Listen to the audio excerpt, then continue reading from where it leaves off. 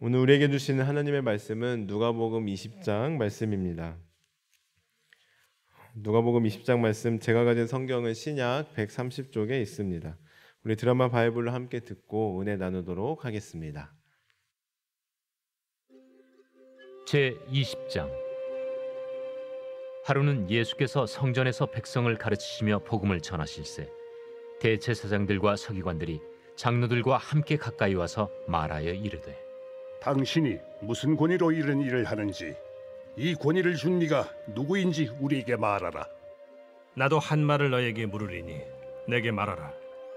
요한의 세례가 하늘로부터냐 사람으로부터냐? 그들이 서로 의논하여 이르되, 만일 하늘로부터라 하면 어찌하여 그를 믿지 아니하였느냐 할 것이요, 만일 사람으로부터라 하면 백성이 요한을 선지자로 인정하니 그들이 다 우리를 돌로 칠 것이라. 어디로부터인지 알지 못하노라. 나도 무슨 권위로 이런 일을 하는지 너에게 이르지 아니하리라. 그가 또 이 비유로 백성에게 말씀하시기 시작하시니라. 한 사람이 포도원을 만들어 농부들에게 새로 주고 타국에 가서 오래 있다가 때가 이르매 포도원 소출 얼마를 바치게 하려고 한 종을 농부들에게 보내니, 농부들이 종을 몹시 때리고 거저 보내었거늘 다시 다른 종을 보내니 그도 몹시 때리고 능욕하고 거저 보내었거늘 다시 세 번째 종을 보내니 이 종도 상하게 하고 내쫓은지라. 포도원 주인이 이르되 어찌할까? 내 사랑하는 아들을 보내리니 그들이 혹 그는 존대하리라 하였더니, 농부들이 그를 보고 서로 의논하여 이르되, 이는 상속자니 죽이고 그 유산을 우리의 것으로 만들자 하고 포도원 밖에 내쫓아 죽였느니라. 그런즉 포도원 주인이 이 사람들을 어떻게 하겠느냐? 와서 그 농부들을 진멸하고 포도원을 다른 사람들에게 주리라. 그렇게 되지 말아지이다. 그들을 보시며 이르시되, 그러면 기록된 바 건축자들의 버린 돌이 모퉁이의 머릿돌이 되었느니라 함이 어찌미냐? 무릇 이 돌 위에 떨어지는 자는 깨어지겠고 이 돌이 사람 위에 떨어지면 그를 가루로 만들어 흩으리라. 서기관들과 대제사장들이 예수의 이 비유는 자기들을 가리켜 말씀하심인 줄 알고 즉시 잡고자 하되 백성을 두려워하더라. 이에 그들이 엿보다가 예수를 총독의 다스림과 권세 아래에 넘기려 하여 정탐들을 보내어 그들로 스스로 의인인 체하며 예수의 말을 책잡게 하니 그들이 물어 이르되, 선생님이여, 우리가 아노니 당신은 바로 말씀하시고 가르치시며 사람을 외모로 취하지 아니하시고 오직 진리로서 하나님의 도를 가르치시나이다. 우리가 가이사에게 세를 바치는 것이 옳으니까 옳지 않으니까. 예수께서 그 간계를 아시고 이르시되, 데나리온 하나를 내게 보이라. 누구의 형상과 글이 여기 있느냐? 가이사의 것이니이다. 그런즉 가이사의 것은 가이사에게, 하나님의 것은 하나님께 바치라 하시니 그들이 백성 앞에서 그의 말을 능히 책잡지 못하고 그의 대답을 놀랍게 여겨 침묵하니라. 부활이 없다고 주장하는 사두개인 중 어떤 이들이 와서 물어, 선생님이여, 모세가 우리에게 써주기를 만일 어떤 사람의 형이 아내를 두고 자식이 없이 죽으면 그 동생이 그 아내를 취하여 형을 위하여 상속죄를 세울지니라 하였나이다. 그런데 칠형제가 있었는데 마지가 아내를 취하였다가 자식이 없이 죽고 그 둘째와 셋째가 그를 취하고 일곱이 다 그와 같이 자식이 없이 죽고 그 후에 여자도 죽었나이다. 일곱이 다 그를 아내로 취하였으니 부활 때에 그 중에 누구의 아내가 되리이까? 이 세상의 자녀들은 장가도 가고 시집도 가되 저 세상과 및 죽은 자 가운데서 부활함을 얻기에 합당히 여김을 받은 자들은 장가가고 시집가는 일이 없으며 그들은 다시 죽을 수도 없나니 이는 천사와 동등이요 부활의 자녀로서 하나님의 자녀임이라. 죽은 자가 살아난다는 것은 모세도 가시나무 떨기에 관한 글에서 주를 아브라함의 하나님이요 이삭의 하나님이요 야곱의 하나님이시라 칭하였나니, 하나님은 죽은 자의 하나님이 아니요 살아있는 자의 하나님이시라. 하나님에게는 모든 사람이 살았느니라. 서기관 중 어떤 이들이 말하되, 선생님, 잘 말씀하셨나이다. 하니 그들은 아무것도 감히 더 물을 수 없습니다. 사람들이 어찌하여 그리스도를 다윗의 자손이라 하느냐? 시편에 다윗이 친히 말하였으되 주께서 내 주께 이르시되 내가 네 원수를 네 발등상으로 삼을 때까지 내 우편에 앉았으라 하셨도다 하였느니라. 그런즉 다윗이 그리스도를 주라 칭하였으니 어찌 그의 자손이 되겠느냐. 모든 백성이 들을 때에 예수께서 그 제자들에게 이르시되 긴 옷을 입고 다니는 것을 원하며 시장에서 문안받는 것과 회당의 높은 자리와 잔치의 윗자리를 좋아하는 서기관들을 삼가라. 그들은 과부의 가산을 삼키며 외식으로 길게 기도하니 그들이 더 엄중한 심판을 받으리라. 아멘. 함께 읽으신 누가복음 20장의 말씀은 예수님과 유대 종교 지도자들 간의 논쟁을 집중적으로 보도하고 있습니다. 예수님께서는 그동안 자신의 메시아직을 숨기시며 복음의 계시와 언약을 집중적으로 훈련해 오셨습니다. 그런데 마침내 이제 구속 사역을 성취하시고자 공식적으로 예루살렘에 입성하신 후에는 자신의 메시아이심을 선언하였고, 이것은 종교 지도자들로 하여금 갈등을 유발하는 원인이 되었던 겁니다. 바로 이런 상황 속에서 진행된 예수님과 당시 정치적 그리고 종교적 지도자들 사이의 각종 논쟁을 보도하고 있는 부분이 우리가 함께 읽었던 누가복음 20장인데요. 이러한 여러 가지 논쟁 기사 중 오늘은 부활 논쟁에 관한 말씀인 27절부터 40절까지의 말씀을 중심으로 함께 은혜를 나누도록 하겠습니다. 오늘 말씀 27절에 보시면 사두개인들이 와서 예수님께 질문을 합니다. 부활에 관한 질문을 하는데요. 사두개인들은 당시 로마 정부와 유화적인 관계를 맺은 현실적이고 합리적인 경향을 보이는 사람들로 대부분 예루살렘 귀족이나 대제사장 무리들로 구성되었습니다. 또한 이들은 유대주의적인 전통을 벗어버리고 모세 오경만을 인정하며 교리적으로는 내세나 부활 또는 천사와 같은 영적인 존재를 믿지 않았고 인간의 자유의지를 강조하는 사람들이었습니다. 따라서 여기서 사두개인들의 이 질문은 앞부분인 세금 논쟁과 마찬가지로 정말 궁금해서 물어보는 순수한 질문이 아니라 예수님께서 어떻게 대답하더라도 예수님을 정치적으로, 종교적으로 혼란에 빠뜨릴 수 있도록 고안된 질문들이었는데요. 그 질문이 무엇이었습니까? 바로 일명 형사취수제로 불리우는 계대 결혼과 부활을 관련시킨 신학적인 질문이었습니다. 계대 결혼이란 결혼한 형제가 후손을 보지 못하고 죽었을 경우에 다른 형제가 죽은 형제의 아내를 취하여 형제의 대를 잇고 여자를 돌보는 제도였습니다. 예를 들어 한 형제가 있는데 형이 결혼하여 아내를 두고 자식이 없이 죽으면 그 동생이 죽은 형을 대신해서 형수님과 부부 생활을 이어가서 상속자를 세우게 하는 그런 풍습이었습니다. 그런데 만약 나중에 부활한다면 과연 이 아내의 진짜 남편은 누가 되겠습니까? 하는 질문이었습니다. 그런데 여러분, 앞서 말씀드린 대로 사두개인들은 부활을 믿지 않고 모세 오경만 신봉하는 자들이었습니다.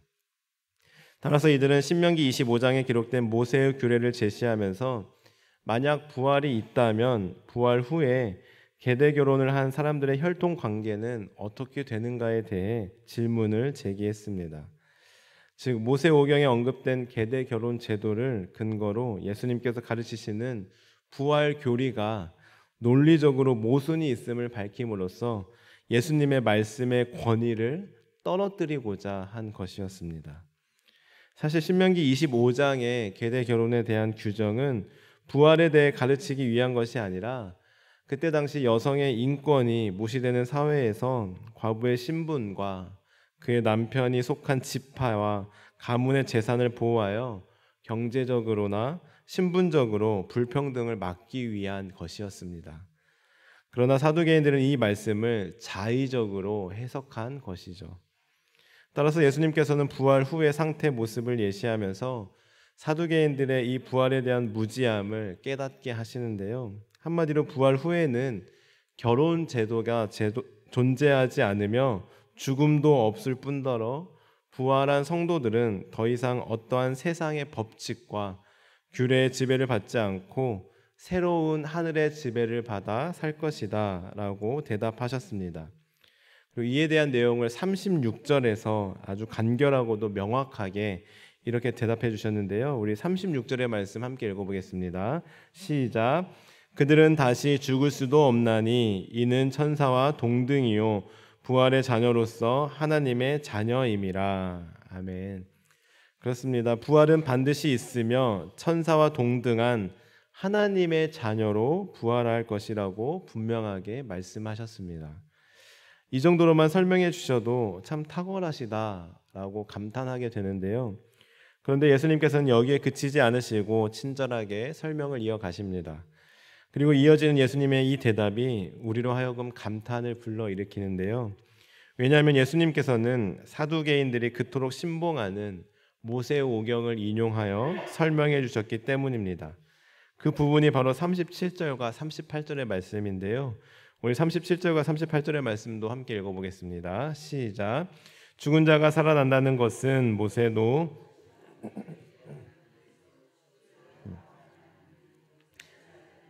야곱의 하나님이시라 칭하였더니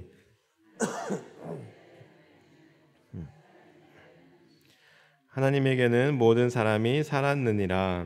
아멘. 이 말씀은 출애굽기 3장에서 모세에게 주신 하나님의 언약으로 하나님께서 아브라함과 이삭과 야곱의 하나님이라는 표현을 과거형이 아닌 현재형으로 표현하시면서 이 조상들이 죽어 없어진 존재가 아니라 지금도 하나님의 언약 백성으로 살아있는 존재임을 말씀하셨던 겁니다. 그리고 이것은 결국 예수님께서 재림하실 때에 성도들이 부활하여 믿음의 조상들과 함께 영원한 영광에 참여할 것을 보여주는 것으로 세상의 지혜와 지식으로는 알 수 없고 이해도 할 수 없는 하나님의 신비를 말씀해주고 계신 것이었습니다. 그렇습니다. 만일 아브라함과 이삭과 야곱 등 구약 성경에 나타난 많은 신앙의 사람들이 짧은 생애를 마치고 사라지는 먼지와 같은 존재라면 하나님은 자신을 살아있는 자의 하나님이라고 말씀하시지 않았을 겁니다. 그러나 하나님께서는 분명히 나는 산자의 하나님이다 라고 선언하심으로써 모든 생명은 하나님의 손에 맡겨져 있음을, 그리고 지금도 하나님은 살아 역사하고 계심을 가르쳐주고 있습니다. 그러나 모세의 율법을 잘못 이해하여 아직도 부활을 믿지 못하고 있는 이들의 어리석음을 예수님께서는 출애굽기의 말씀을 인용하여 깨닫게 하신 것입니다. 이처럼 지혜롭고 탁월한 예수님의 말씀에 이들은 어떻게 반응합니까? 40절에 보시면 그들은 아무것도 감히 더 물을 수 없었다라고 말씀하고 있습니다. 사랑하는 성도 여러분, 저는 오늘 말씀을 통해 두 가지 은혜를 함께 나누고자 하는데요. 첫 번째로는 하나님의 신비로운 섭리를 우리 인간은 완벽히 이해할 수 없다라는 사실입니다. 그래서 하나님의 말씀은, 성경은 인간의 머리와 이성으로만 이해할 수 없으며 믿음이 동반될 때 하나님의 말씀은 이해되고 깨달아지고 믿어지게 되는 것입니다. 그래서 우리는 성경을 읽을 때나 들을 때, 묵상할 때, 하나님의 말씀을 가까이 할 때 항상 기도해야 합니다. 하나님, 이 시간 하나님의 말씀을 듣습니다. 이 시간 하나님의 말씀을 들을 때 성령님께서 함께 해주셔서 이 말씀이 이해되게 하시고 깨달아지게 하시고 믿어지게 하시고 나의 삶으로 나타나게 하옵소서 하고 말입니다. 그럴 때 우리는 사두개인처럼 글자만 이해되어지고 나의 머리로 이해되어지는 부분만 믿는 것이 아니라 신비롭고 놀라운, 그리고 살아 역사하시는 하나님의 말씀이 온전히 이해되어지고 믿어지게 되고 삶으로 나타나게 될 것입니다. 이 말씀의 역사를 경험하는 복된 하루 되시길 주님의 이름으로 간절히 축원합니다. 두 번째로 오늘 말씀을 통해 깨닫게 되는 사실은 부활은 반드시 있으며 우리는 하나님의 자녀로 부활한다라는 사실입니다. 여러분, 부활을 믿으십니까? 네, 그렇습니다. 부활은 반드시 있습니다. 오늘 예수님께서는 35절에서 합당히 여김을 받은 자들은 모두 부활할 것이라고 분명하게 말씀하고 계시는데, 여기서 합당히 여김을 받은 자는 바로 믿음의 자녀들, 예수님을 믿는 성도들을 가리킨다고 할 수 있습니다. 일명 부활장이라고 불리우는 고린도전서 15장에 보시면 이 부활에 대해 매우 자세하게 설명하고 있는데요. 제가 13절에서 22절까지의 말씀을 새 번역으로 간추려서 읽어드리겠습니다.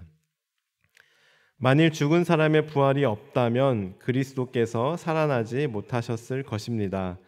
그리스도께서 살아나지 않으셨다면 우리의 선교도 헛되고 여러분의 믿음도 헛될 것입니다. 만일 죽은 사람들이 살아나는 일이 없다면 그리스도께서 살아나신 일도 없었을 것입니다. 그리스도께서 살아나지 않으셨다면 여러분의 믿음은 헛된 것이 되고 여러분은 아직도 죄 가운데 있을 것입니다. 만일 그리스도 안에서 우리가 바라는 것이 다만 이 세상의 삶뿐이면 우리는 모든 사람 가운데서 가장 불쌍한 사람일 것입니다.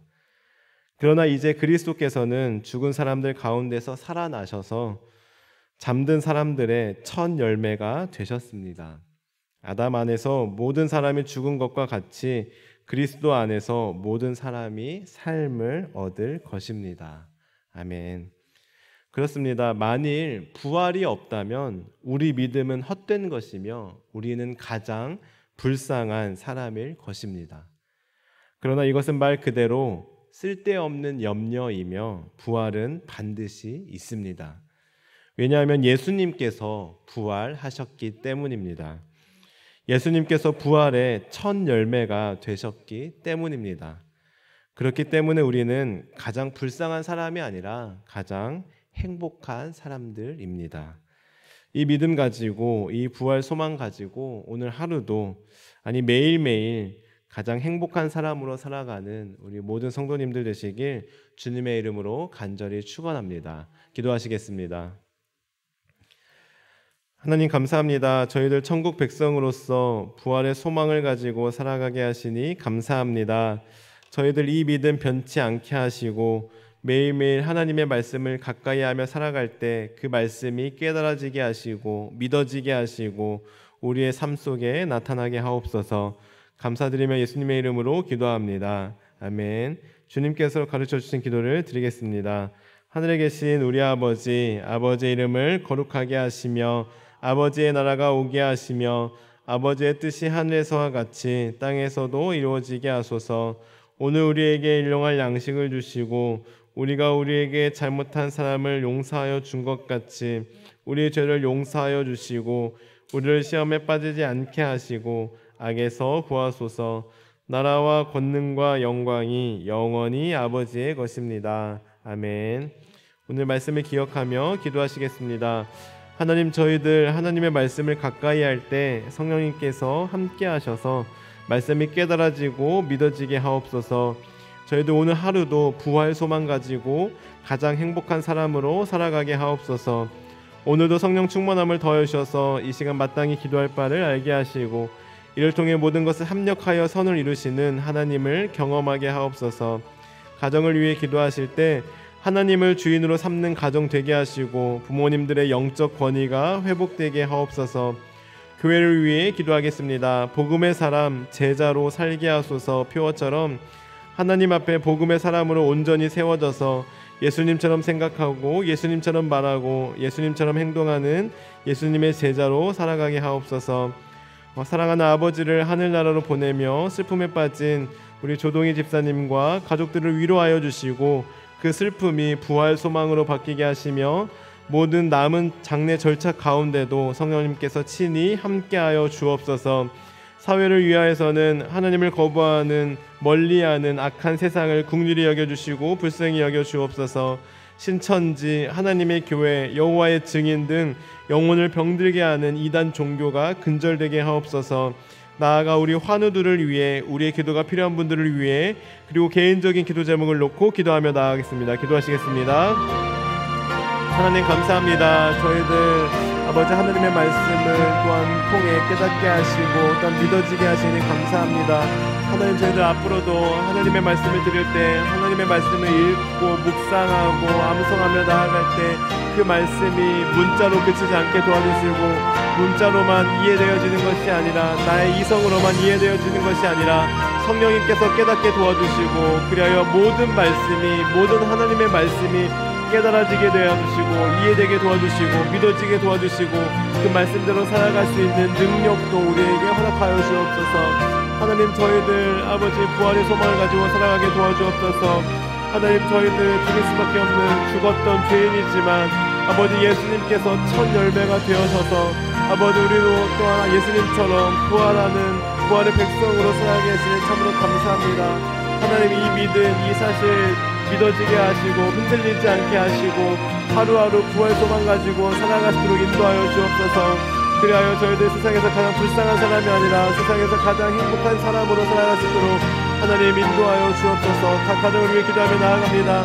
하나님 각 가정 가운데 성령님께서 함께 하셔서 하나님을 주인으로 모시고 살아가는 복된 가정 되게 도와주시고 특별히 가정 예배가 회복되게 도와주시고 그로 인해 부모님들의 영적 권위가 회복될 수 있도록 하나님 은혜를 베풀어 주옵소서. 우리 교회를 위해 기도하며 나아갑니다. 하나님 올 한 해 우리 교회 주신 표어처럼 저희들 예수님처럼 말하고 예수님처럼 행동하고 예수님처럼 생각하는 예수님의 제자로 살아가게 도와주옵소서. 하나님 아버지 사랑하는 아버지를 아버지 여의고 하늘 나라로 보내고 아버지 슬픔에 빠져있는 우리 조동희 집사님과 서현주 집사님 그리고 유가족들을 하나님께서 위로하여 주시고 그 슬픈 마음 어루만져 주옵소서. 하나님 그 슬픈 마음이 부활 소망으로 바뀌게 도와주시고 그래요 비록 지금 슬프고 힘들지만 다시금 힘을 내어 하나님께 소망을 두며 살아갈수록 하나님 은혜를 베풀어 주옵소서.